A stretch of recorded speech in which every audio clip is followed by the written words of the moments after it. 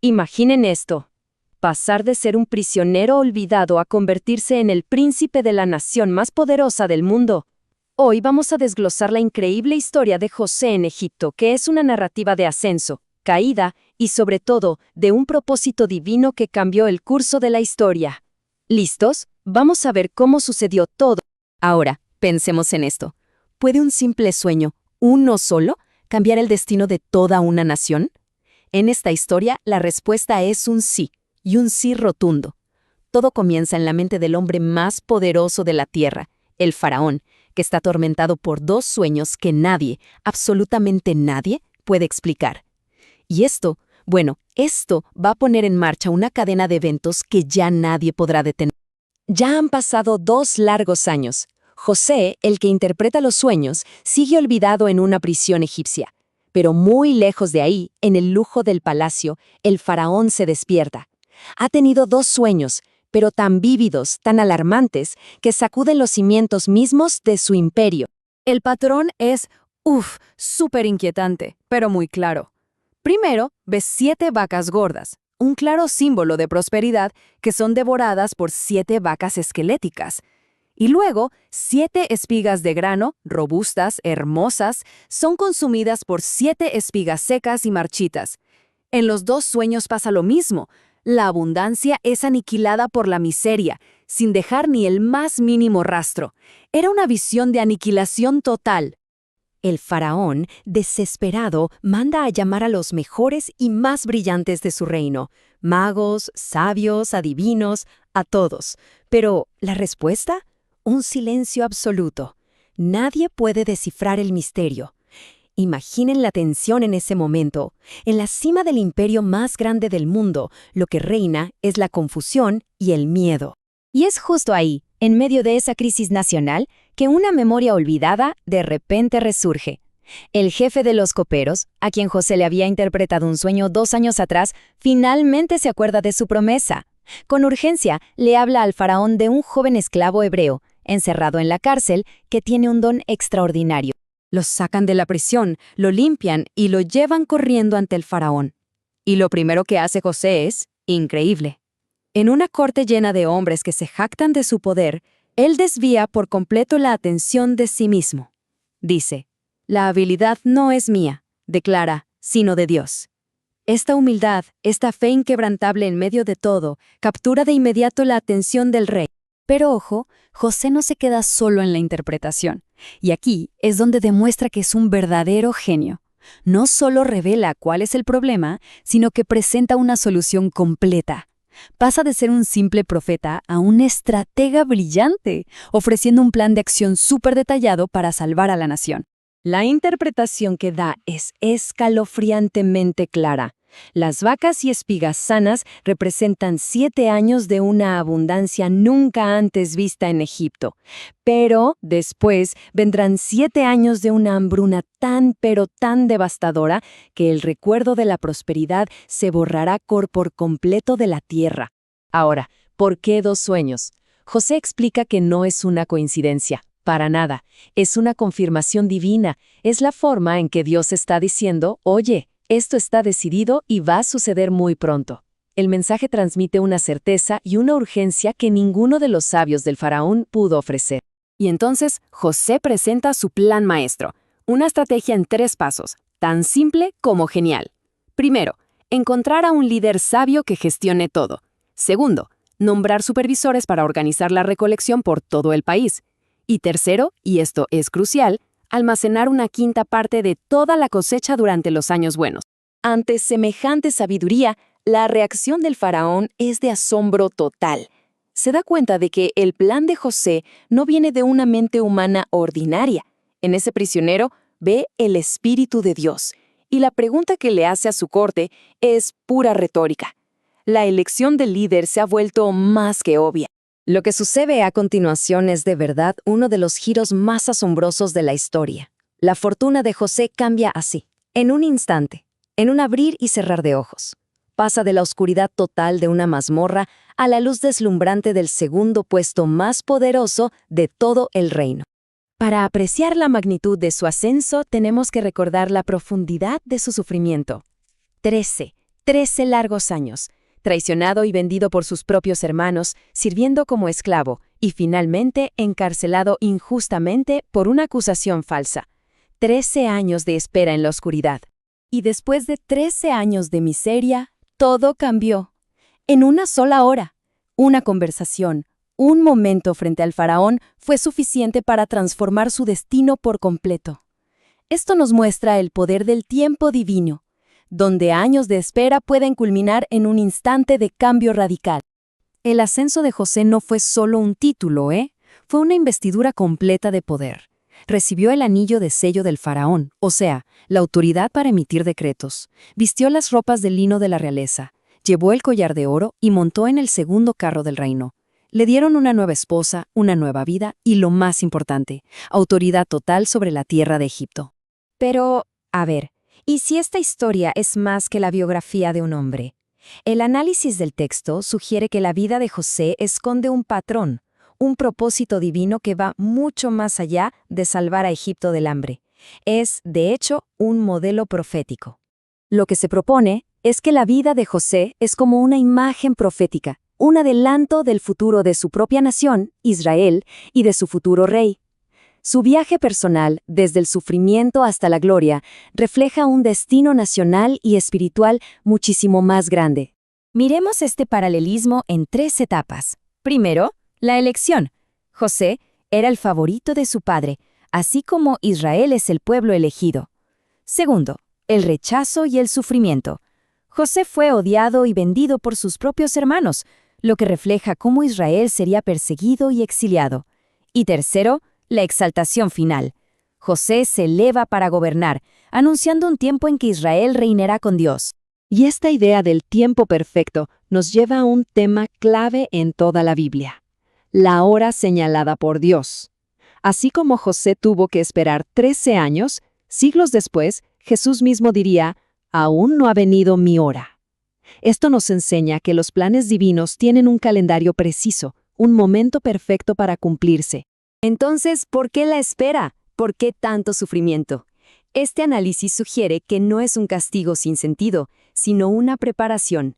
La aflicción, la humillación, son la forja, el campo de entrenamiento donde se moldea el carácter necesario para poder manejar la responsabilidad y la gloria que vendrán después. Y esta perspectiva se refuerza en otras partes de las Escrituras. Como dice este versículo, las pruebas de fuego no deberían sorprendernos. Para José no fueron algo extraño, sino el camino que Dios le trazó, ese patrón necesario de sufrimiento que casi siempre precede a la gloria. El mensaje final, entonces, es un llamado a la perseverancia. La historia de José nos enseña a no cansarnos, a no rendirnos en medio de la prueba. Nos anima a mantener la fe y la integridad, confiando en que, a su debido tiempo, llegará la cosecha, si no nos damos por vencidos. La historia de José es un ejemplo poderoso de fe a través de una espera que parece interminable, y nos deja con esta pregunta: si el tiempo de Dios es perfecto, ¿cómo podemos aprender a esperar nuestra propia hora con paciencia y con confianza? Una buena reflexión para el camino. Gracias por acompañarnos en este análisis. Bien, hoy vamos a meternos en una historia que, bueno, muchos creen conocer, la de José y los sueños del faraón. Nuestro material de partida es un análisis del canal Descubre la Biblia sobre Génesis 41. Y la propuesta es interesante, porque nos desafía a ver más allá del relato típico. Del prisionero que se vuelve primer ministro, claro. Exacto. La pregunta que se plantea es: ¿y si toda esta historia no es solo sobre José? ¿Y si es una especie de, no sé, de adelanto de algo mucho más grande? Esa es la clave. La fuente nos invita a leerlo no como una simple historia, sino como un mapa. Casi, un mapa codificado. Por un lado, sí, tenemos una clase magistral de gestión de crisis, un ascenso político increíble. Totalmente. Pero por otro lado, y aquí es donde se pone más profundo, la fuente argumenta que es una meditación sobre el propósito del sufrimiento y también sobre la naturaleza del tiempo. O sea, ¿por qué alguien espera años en la oscuridad para que su destino cambie en una sola hora? Justo eso. Así que nuestra misión hoy es buscar esas claves, esas capas ocultas, Vamos a ver cómo José pasa de una celda olvidada al segundo puesto más poderoso de Egipto, y qué mensaje sobre el propósito y el tiempo, según esta interpretación, está, digamos, encriptado en su historia. Empecemos por el catalizador de todo. La noche de insomnio del faraón. Exacto. Todo empieza con una crisis. Han pasado 2 años desde que José fue olvidado en la prisión, y el faraón tiene 2 sueños que lo dejan, según el texto, muy perturbado. Y es que no son sueños normales, ¿no? Para nada. En el primero ve 7 vacas hermosas, gordas, que salen del Nilo, pero de repente son devoradas por 7 vacas esqueléticas horribles. Y el detalle que debe haber sido súper inquietante es que las vacas flacas, después de comerse a las gordas, seguían igual de flacas. O sea, no hay ninguna ganancia, es aniquilación pura. Solo aniquilación.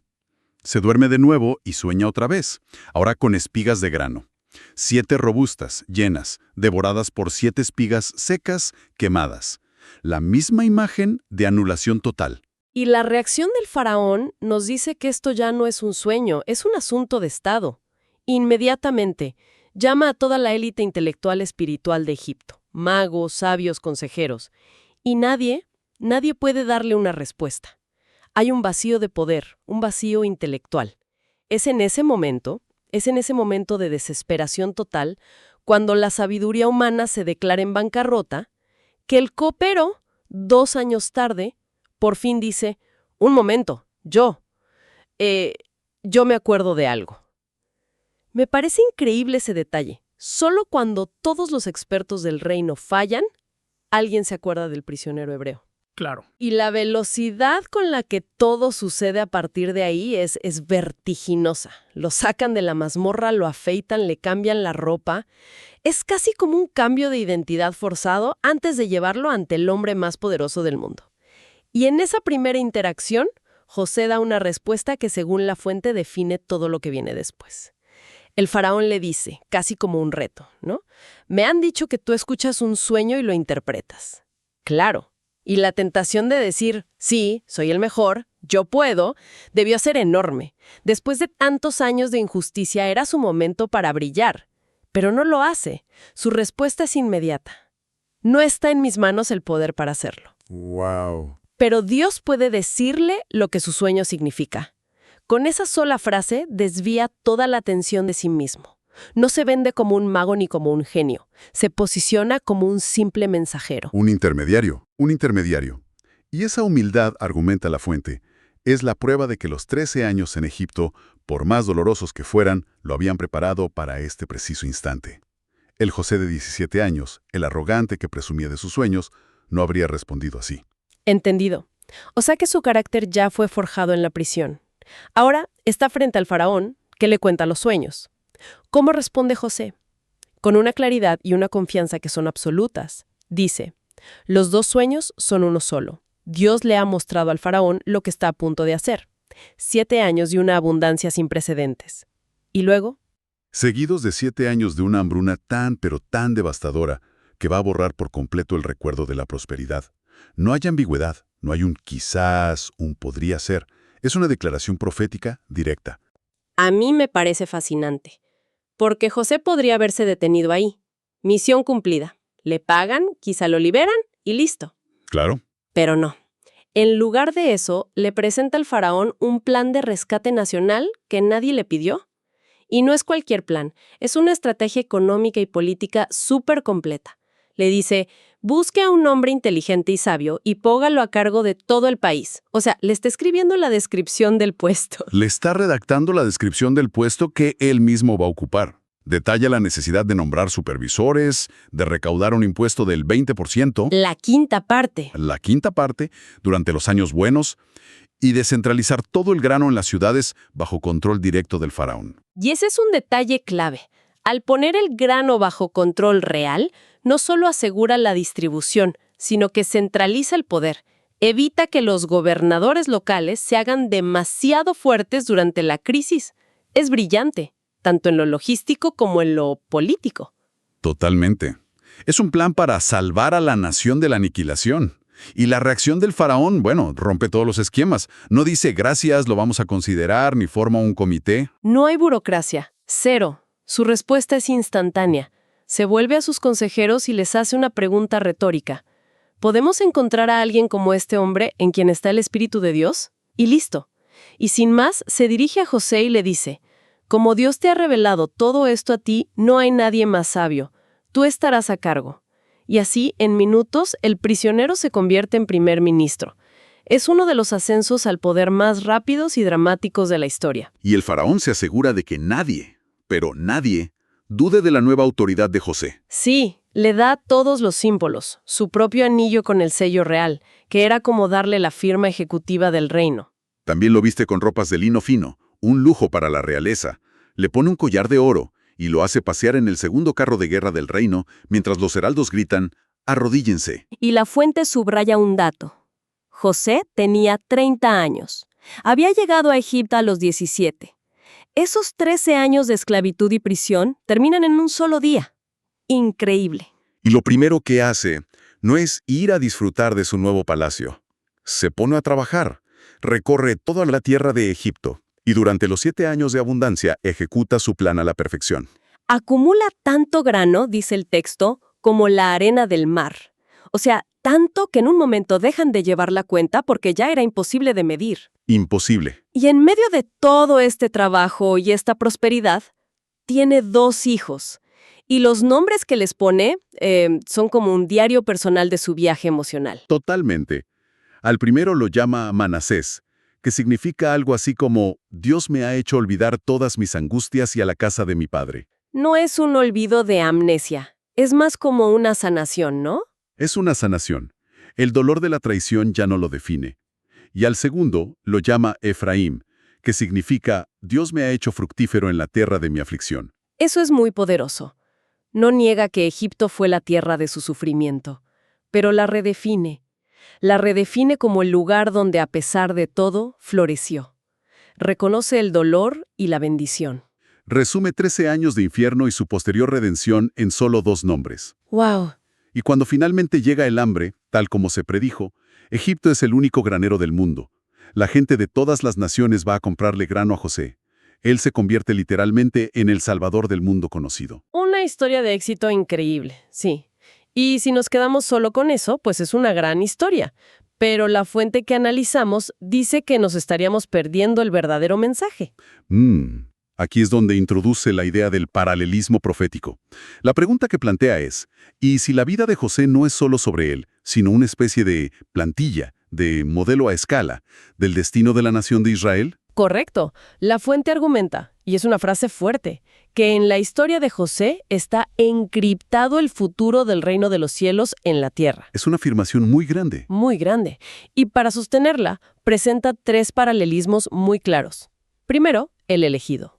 José, el hijo amado, recibe la túnica de colores, un símbolo de favor. El paralelo, Israel es el pueblo elegido por Dios. Ok, primer punto. ¿El segundo? El segundo, el rechazo. Los hermanos de José, por celos, lo rechazan, conspiran y lo venden como esclavo, exiliándolo. El paralelo que traza la fuente es con la historia de Israel, que sería odiado, perseguido y exiliado entre las naciones. Entiendo. Y el tercer punto es la exaltación final. A pesar de todo, los sueños de José se cumplen. Sus hermanos se postran ante él y se convierte en príncipe y salvador. El paralelo es la creencia de que, tras el sufrimiento, Israel será exaltado y reinará con Dios.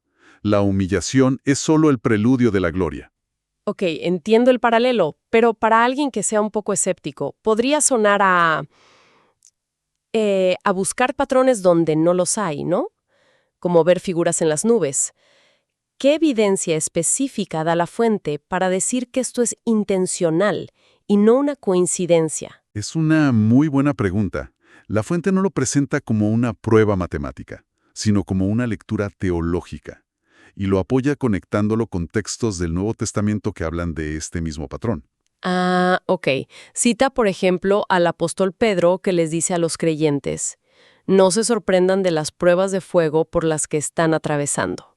O sea, las ve no como un accidente, sino como una participación necesaria en un sufrimiento que precede a la gloria. La idea es que este patrón, elección, sufrimiento, exaltación, es un principio fundamental que se repite. Y la vida de José sería el primer gran ejemplo de ese molde. De acuerdo. Eso nos lleva al segundo gran tema que la fuente extrae de esta historia y que está totalmente conectado: el concepto del tiempo, o más bien, de la hora indicada. Sí, ya lo mencionamos, José pasa 13 años en el olvido y de repente, en una hora, todo cambia. La fuente se pregunta, ¿por qué esa espera tan larga y dolorosa?